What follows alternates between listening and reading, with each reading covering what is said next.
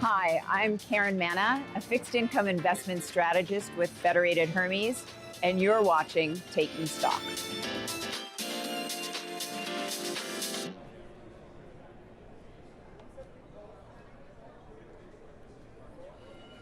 Counting down to the close, today is Monday, August 17th, and this is Taking Stock. I'm Ashley Mastronardi. Lots of news moving the markets today. The S&P finishing in the red as oil prices rise.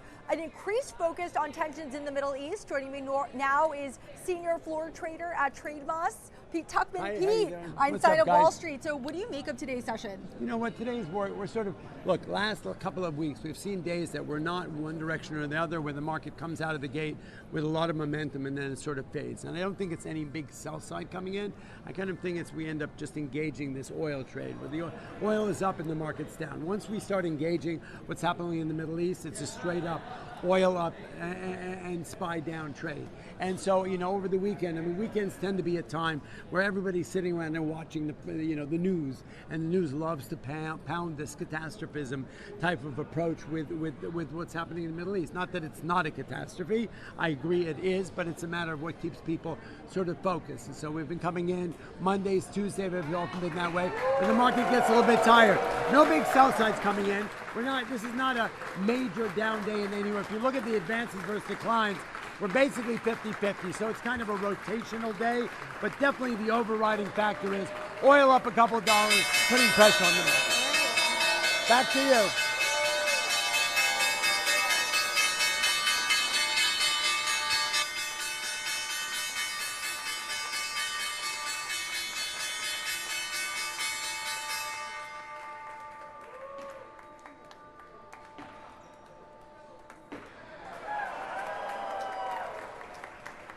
You just heard data company Snowflake ring the opening bell. They're here for their Enterprise AI Strategy event happening at the New York Stock Exchange. Let's take a look at the boards. I am seeing red. The S&P 500 down about 0.5%.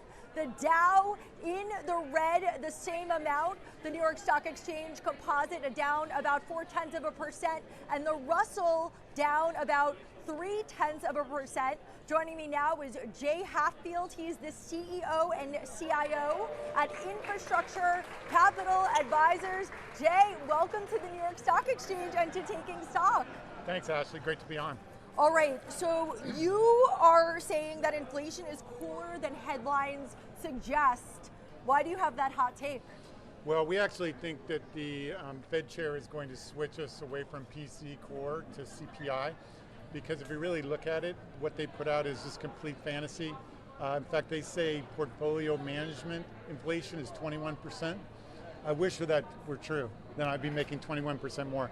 So we actually are very bullish about inflation and think as soon as the Strait reopens, the Fed will start looking at rate cuts. You're also looking into shelter data. For our viewers who aren't familiar with that, could you define what that is? And you say that it's flawed. Why do you have that perspective? Other than portfolio management, the perspective is, first of all, they wait 6 months. So it's like we were reporting on the close 6 months ago. So they just randomly don't update it every 6 months. And then they use renewing rents, so those are delayed. So for instance, the CPI says that shelter inflation is 3.4%. We use sources from this thing called the internet, and they're down year over year, not in New York City, by the way, but nationally. And so it massively overstates inflation. Can you break down what shelter data is for our viewers? It's just a fancy way of saying rents. Rent, Yeah, okay, right, rent yeah. data. Okay, and you say the most recent CPI print takes a rate hike off the table. Why do you have that perspective? Well, so if you look at CPI, which again is the right one to look at, not PC. PC uses made up numbers. So if you look at that data, year over year dropped 2.9 for just the last 3 months, 2.9 to 2.5. If you annualize the last 3 months, it's 1.6%. So that would actually be data that would support a cut. Now there's a bunch of hawks that want to demonstrate their independence from the presidents, so they're not going to cut, but they have zero argument for making an increase at this point. And you say you doubt the validity of the PCE numbers. Why do you have that take? Well, that 70% of it is this another fancy word, imputed imputed is a way of saying made up. So it's not actually, the weightings aren't what consumers pay, and the numbers they provide are fantasy. So in other words, when rates go up, the inflation they measure goes up because they say that bank accounts, the cost of a bank account is related to the interest. So they're simply estimating numbers that aren't real. CPI, except for shelter, is really a real number. So that's what you should look at. That's what the Fed should look at, corrected for shelter. And we think these task forces are going to concur with that. And if you look carefully, the Fed chair has already suggested that we would switch from PCE to CPI. All right, and what does this all mean for investors? Well, we have an 8100 target in the S&P, which is decent upside from here, but it kind of makes sense we'd flatten out.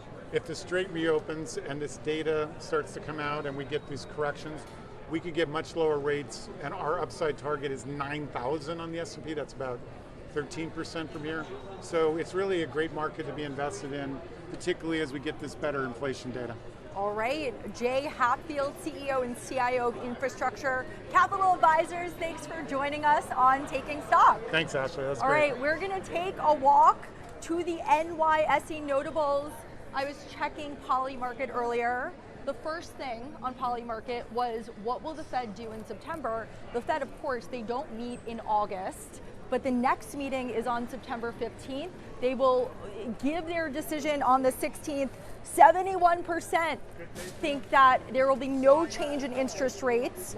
30% see a rate hike of 25 basis points, and 1% think that there will be a rate cut. This is in line with our internal tracking tools that we use to report on the Fed here at the New York Stock Exchange. We're going to go to the NYSE notables. First up is Coherent, ticker symbol COHR. It is up more than 7% on the day. It's a photonics and laser tech company.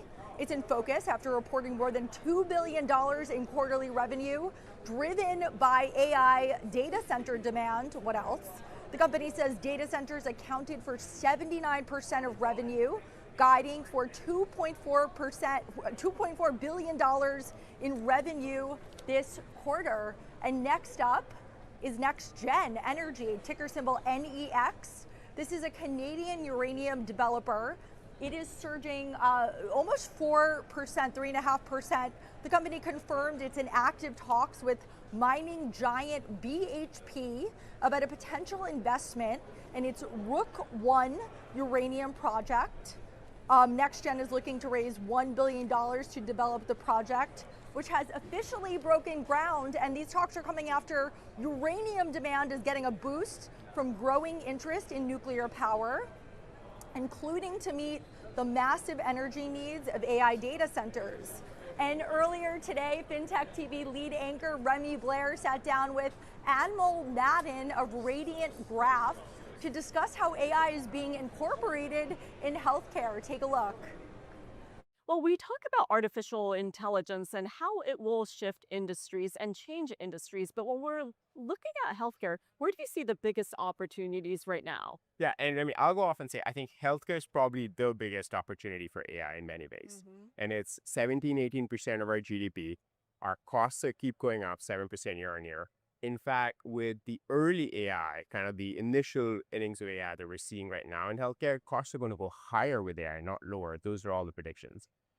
We still have an access shortage in the country. We still have, Medicare and Medicaid that are unsustainable, which we pay for as taxpayers in many ways. And I think consumers are rewarding for better experience. So I think the market is on the cusp of a big shift. But how we navigate that shift and what's going to work and what's not is what I talk about in the book and what makes that sure. And when we're talking about the healthcare space, especially post-pandemic, the focus might be on overhead administrative costs as well as human burnout. So tell us about how you expect autonomous AI to actually bend the cost curve here. Yeah, so the roadmap I'm laying out in the book it's a little bit of the next decade or two. So it's not just what's happening this year, but also what's coming in the next 5, 10 years. And I lay out a roadmap for increasing autonomy in healthcare. And now that's going to sound very scary to many of your viewers, including to all of us here, right? But you think of healthcare, it's one of the last few industries where the experience of healthcare is what I call in kind of level one, which is basically it's sort of, the diagnostic decisions, the treatment decisions, the care support that's being given, care management is still done by humans. Slowly, we will see that getting more and more automated. Certainly, the technologies are in that direction. I think there's a lot of business questions to be answered, there's a lot of regulatory safety questions to be answered and mapped out. But as we see that, it could translate into healthcare finally being deflationary, which we have not seen in healthcare, right? You've always seen the cost swap, so finally being deflationary. And so finally the cost of care going down and the access and the quality of care continuing to kind of stay steady or even improve, right? So I think that's the roadmap that I talk about. But I think the technology is kind of leading the curve. And by the way, this isn't just healthcare. You've seen this with, most recently with the legal profession. There's like Harvey and Legora and all these other companies doing interesting things there. So a lot of traditional industries, a lot of established industries, professional industries are seeing this. And so I think how we navigate that is what I talk about in the book. And I think it's a 2-year, 3-year, 5-year, 10-year journey. It's not a 18-month journey necessarily. Yeah, and Amal, you're here at the New York Stock Exchange, and when we're talking about healthcare, it's a highly regulated industry, just like financial services. So how do you separate the hype from the sustainable moats? Well, sadly, isn't that the billion-dollar question, right? And I wish we could all separate the hype. I think the thing that I would caution folks about healthcare is building lasting companies in healthcare, similar imagine to financial services, takes time. Yeah. Right. And so part of what we're seeing in the Valley is, people coming in and having massive valuations and massive rounds and raising a lot of money. And in fact, I joke with my investors is I'm probably the only founder in their portfolio who's asked for a lower valuation than others, because I think what people are missing is just because the technology is new doesn't mean that the adoption cycles aren't still kind of own scope, right? You still have to work with the same health systems or health plans. You still have to work with the same procurement processes. So I think that's one constraint. The other constraint I'll call out is, kind of looking for real world use is really crucial. And so what's the impact? What's the evidence? What's the outcomes with real patients? Not just like a prototype, but do you have research or evidence that shows this actually drives better care or better care outcomes? I think that's a lot of what has to be proven out and will take time in healthcare. Yeah, and finally, before I let you go, I do want to get your perspective on executive readiness here as well as legacy infrastructure. Yeah. So what should C-suite leaders be doing today? Yeah, I think there's a gap in C-suite thinking right now, which is you're coming in and saying, we already some AI. I know what it is. And then there's a set of activity happening. And I think the biggest thing that I talk about in the book is in the short term is really think about, what is the impact on your processes and workflows? What can you make an argument to kind of improve or make better? Healthcare is not like enterprise SaaS or retail, right? I mean, most of healthcare runs on like 2-3-5% margins. And so the way you think of technology investment in healthcare has to tie to what's the short-term kind of map for outcomes and impact, and where do you partner or where do you sort of leverage versus building everything in-house. And so I think those are a couple of things that healthcare executives are going to have to think differently from their peers in financial services or broader enterprise software. Well, Amal, I appreciate your time. Thank you so much for weighing in today and sharing your perspective as well as your insights. Thank you, Abby. Thank you.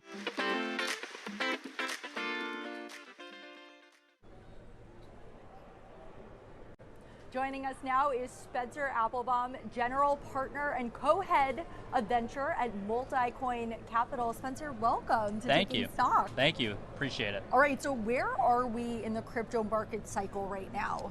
Yeah, I think the biggest trend that's happening in crypto right now is historically the industry has been largely insular, right? People created tokens, they traded tokens for tokens, or they borrowed tokens against other tokens. I think what's happening now is traditional asset managers are starting to bring new types of assets on-chain in a meaningful way. So equities are coming on-chain, credit, FX, commodities, and I think that's going to be the big trend that we see over the next couple of years as the space kind of grows outside of itself. Explain on-chain for our viewers in the most simple, easy to understand way as possible. Yeah. So a blockchain is just a database, and it's a global database that anyone can write to and read from. And so what bringing an asset on chain really means is you take an existing asset like an equity, you represent it as an entry into a database. It's otherwise known as tokenizing it. And then the really cool part about crypto rails more broadly is anyone can trade that, what's effectively a token, anywhere globally at any time in 24/7. And so that's really what we mean by bringing an asset and putting it on a blockchain. All right, and what does the Clarity Act mean for crypto, and do you think it's too late for it to get passed before the midterms? Yeah, that's a great question, and obviously the regulatory landscape in crypto has been top of mind for several years now. If you look back at the prior administration, it was extremely hostile to the crypto industry, and since 2024, that's largely changed. There are two extremely important pieces of legislation in crypto. There's the Genius Act, which got passed in the past year, that goes live in January, and then there's the market structure bill, otherwise known as Clarity. We're very optimistic that it is going to pass. There's going to be a vote held on September 15th, and it should unlock a lot of capabilities for crypto developers onshore, so that they don't need to move offshore and can actually build compelling products for United States users. And you said since 2024 there's been more mainstream acceptance of crypto. Now that legacy institutions are working with digital assets, do you think there's more cred for Bitcoin and other digital assets? Yeah, every day we see large financial institutions adopting this technology. We've seen BlackRock lean in extremely strongly. Apollo bought Morpho tokens, which is a DeFi project. Western Union is launching a stable coin. We're starting to see fintech platforms like Stripe and PayPal come into the space as well. And I think that just legitimizes the asset class for retail users around the world who want to get exposed to the industry, participate, and get a wallet and start transacting on a blockchain. So I think traditional incumbents adopting crypto rails is probably the biggest thing that's happening in crypto right now. And do you think tokenization will change the game on Wall Street? Yeah, for sure. Like I said before, I think that the industry for basically its entire existence has been precluded from touching the real world because of the lack of regulation and just the hostile environment in the US. But now that you have all of these large financial institutions actually using tokenization to put money market funds on blockchains, or their private credit funds on blockchains, or equities on blockchains, I think that wave is going to absolutely accelerate the adoption of crypto all around the world, and for sure in the United States. Spencer Applebaum, General Partner and Co-Head of Venture at Multicoin Capital. Thanks for joining us. Thank you so much. Stock. I appreciate it. Take care. Don't go anywhere. We have much more Taking Stock right after this break.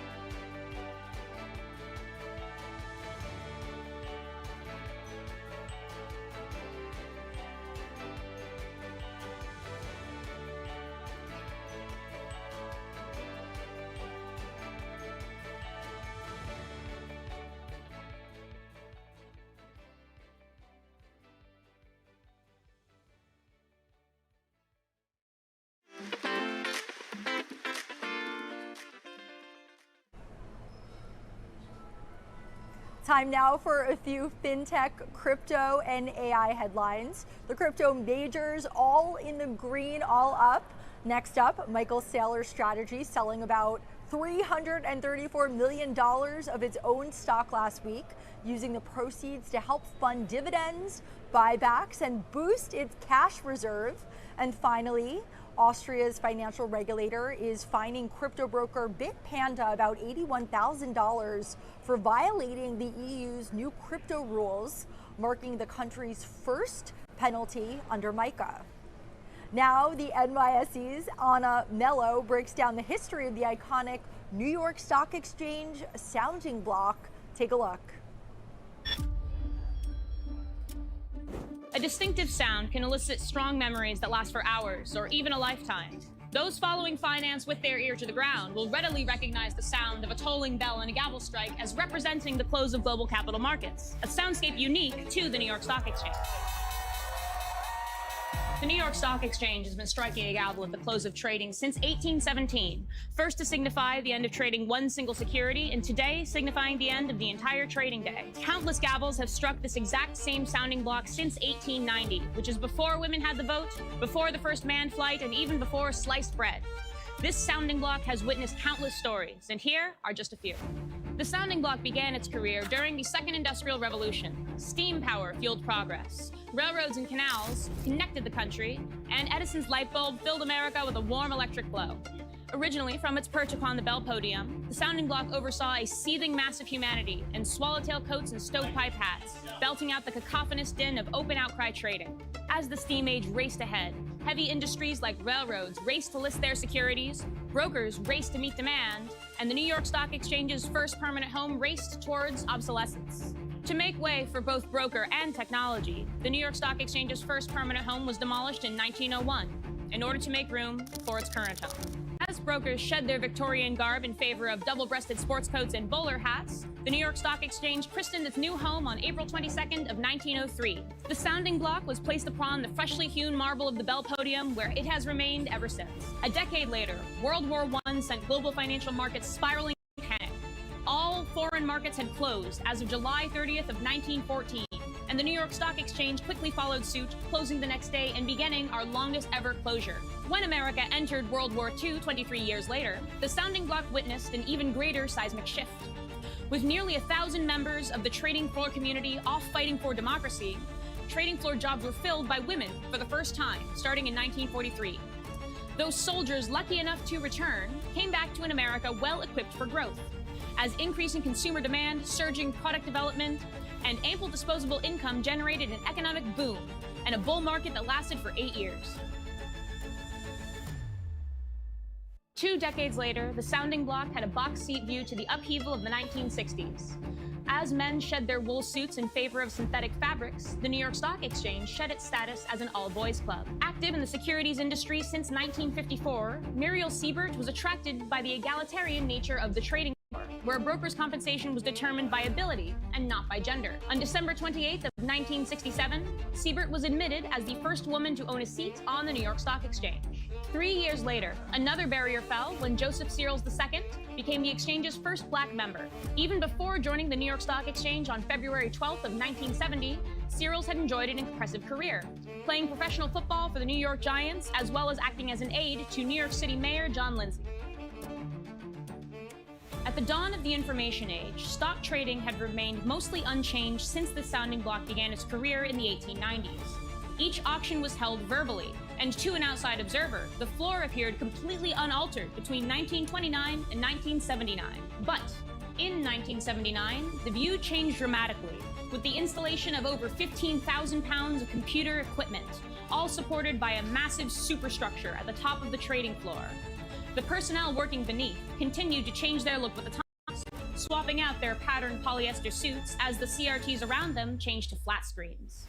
Today, the New York Stock Exchange runs the last stock trading floor, utilizing a hybrid trading model unique among its peers, utilizing electronic trading technology in tandem with the human element. And with an active trading floor, the sounding block remains in use and is struck at the end of every trading day. Without a pen, a sheet of paper would remain blank. Without nails, a house would fall to the ground. And without a sounding block, the strike of a gavel would be inaudible. This humble object has been struck at every closing ceremony for over 100 years, loyally serving one single purpose: to shepherd the global capital markets, the New York Stock Exchange.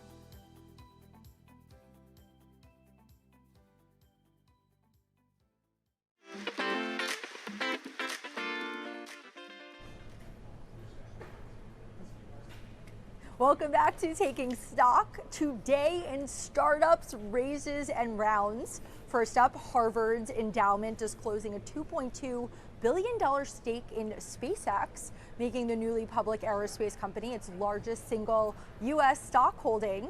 Next up, NVIDIA is committing up to $105 billion to support OpenAI's massive new data center campus in Ohio as the AI startup scores up to 8 gigawatts of computing capacity. And finally, AI dictation startup Whisper raising $280 million in a Series B, led by Menlo Ventures, valuing the company at $2.2 billion. Money 2020 Scarlett Sieber is back with Jargon Translator, where she puts compliance finance terminology into language anyone can understand. Take a look.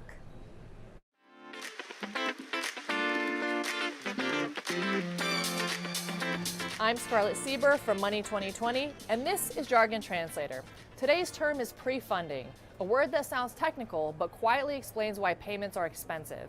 Pre-funding means money has to be set aside before a transaction happens. In many payment systems, participants must hold balances in advance to make sure obligations can be met. That capital just sits there, not earning, not moving, just waiting. Pre-funding exists for one reason: safety. It reduces settlement risk. It ensures obligations can be honored. It prevents domino failures. But it comes at a cost. Pre-funding ties up capital. It reduces flexibility. It favors large players who can afford idle balances. This is why cross-border payments are expensive. New entrants struggle to scale, and faster settlement doesn't always mean that it's cheaper. Let's fast forward to today. New rails promise less pre-funding. Stablecoins promise instant settlement. Real-time systems promise efficiency. Every system still has to answer the same question, though: who carries the risk while money is moving? Pre-funding isn't a bug, it's a trade-off, and every payment system is choosing where to hide that cost. That is your Jargon Translated for today. If there's a payment term that you hear about all the time and never quite trust, drop it below and it might just make the cut. In the meantime, back over to you.